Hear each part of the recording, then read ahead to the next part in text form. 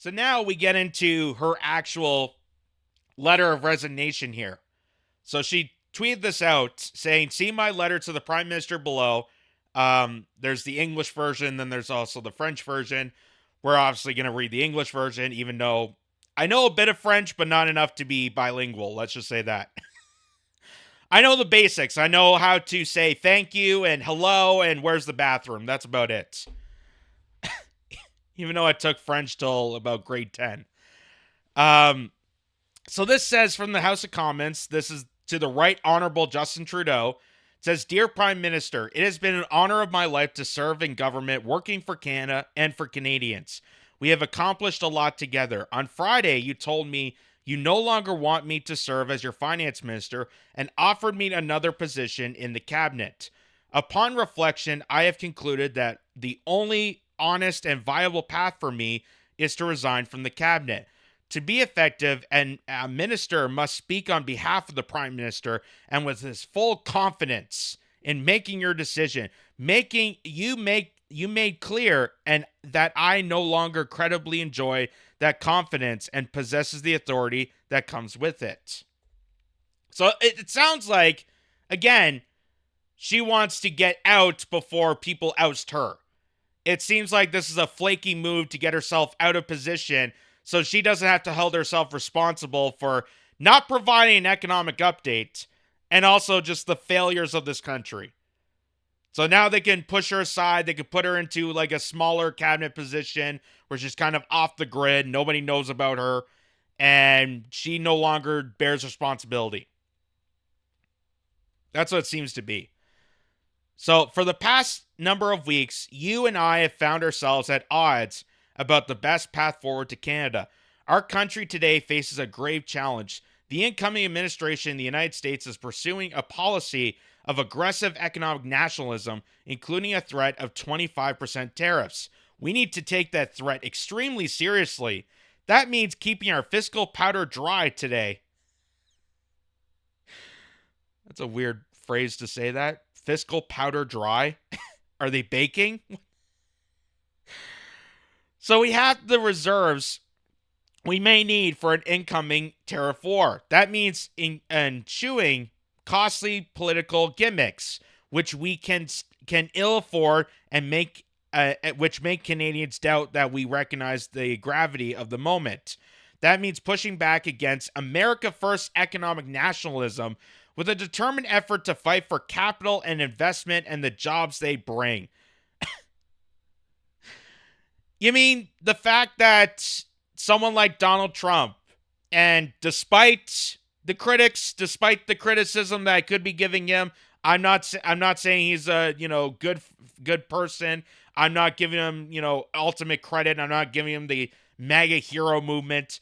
I'm just saying that his whole campaign, the reason why people favor him is because his vision, even though it doesn't really line up to what he's implementing right now in action, his whole vision, his whole prosperity is the fact that he wants to focus on America.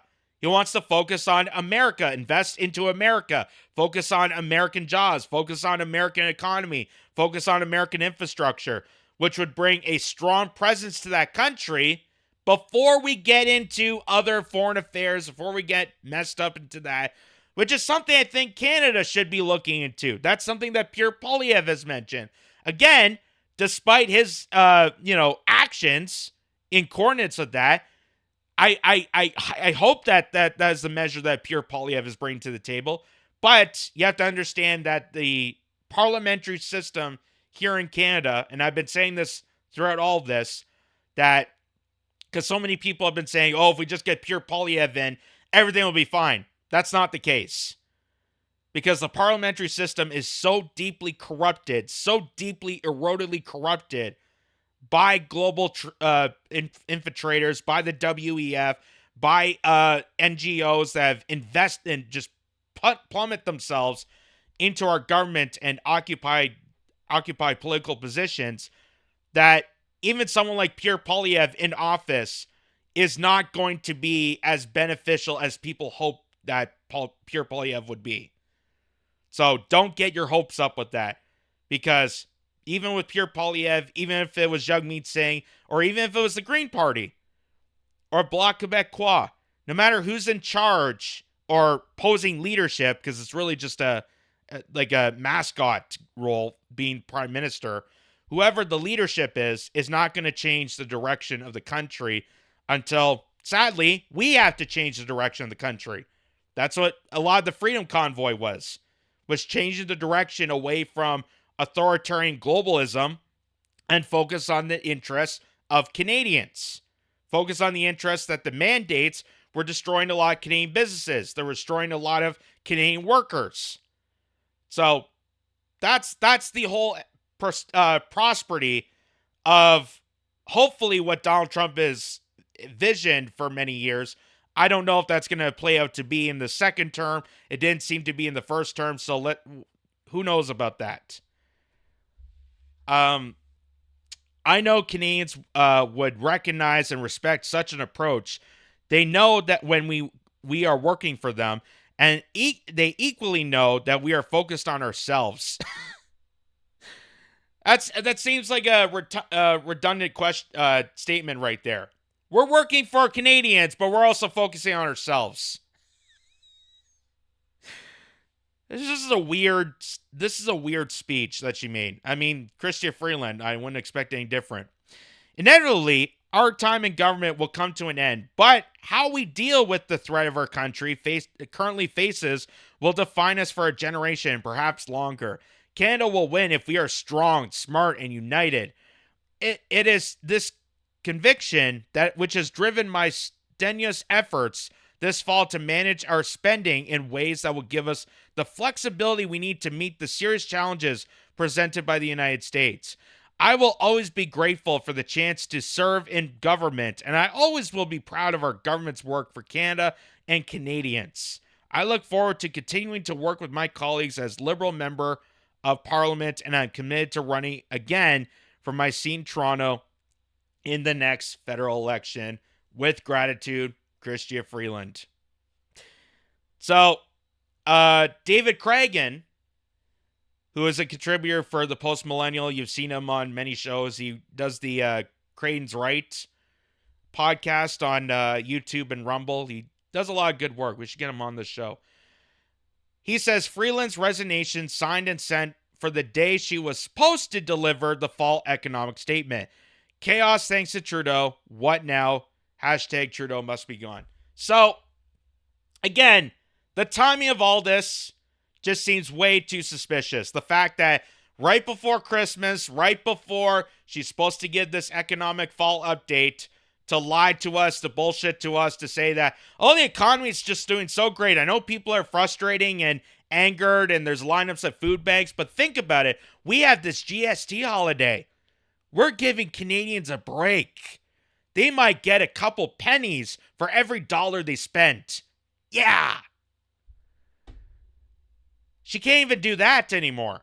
She can't even do that anymore because people have caught on to this bullshit. They've caught on to the lie. They're caught on to the fact that Justin Trudeau and Chrystia Freeland and Melanie Joly and other members within this party, within this government, have constantly lied to them for the past how many years? And it has just been a struggle and a cluster storm for many Canadians right now that not only are dealing with just the finances of everyday life, but on top of that, this GST holiday, as we're going to get later on to the show here, it's just an absolute joke. It's a slap to their face because it's not actually making things affordable for anybody, and it's actually hurting a lot of small businesses. It's hurting consumers, and you're not really getting the huge benefit that Chrystia Freeland and Justin Trudeau keep promising to you. And that may be why someone like her is trying to step aside to say, well, I'm not to blame here. You know, I'm dusting off my mitts here.